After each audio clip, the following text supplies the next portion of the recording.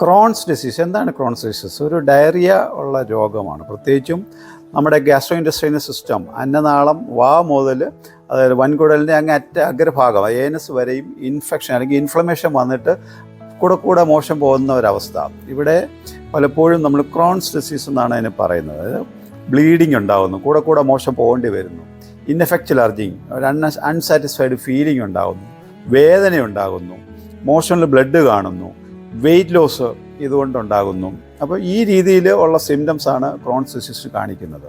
ഇവിടെ നമ്മൾ മരുന്ന് പലപ്പോഴും സ്റ്റിറോയിഡോ അല്ലെങ്കിൽ അതുപോലുള്ള മരുന്നുകളായിരിക്കും അഡ്വൈസ് ചെയ്യുന്നത്. പക്ഷേ ഹോമിയോപ്പതിയിൽ വളരെ ഇഫക്റ്റീവായിട്ട് നമുക്കിത് ട്രീറ്റ് ചെയ്യാൻ സാധിക്കും. അതുപോലെ തന്നെ ഒരു ഡയറ്റിൽ പ്രത്യേകം ശ്രദ്ധിക്കുകയാണ്. ഒരു ഹൈഡ്രേറ്റഡ് ഡയറ്റ്, എപ്പോഴും കൂടുതൽ ഫൈബർ കൂടുതൽ കഴിക്കണമെന്നാണ് പലപ്പോഴും പറയുന്നത്. പക്ഷേ ഇവിടെ ഫൈബർ റിച്ച് ആയിട്ടുള്ള ആഹാരം കുറയ്ക്കാനാണ് പലപ്പോഴും പറയുന്നത്.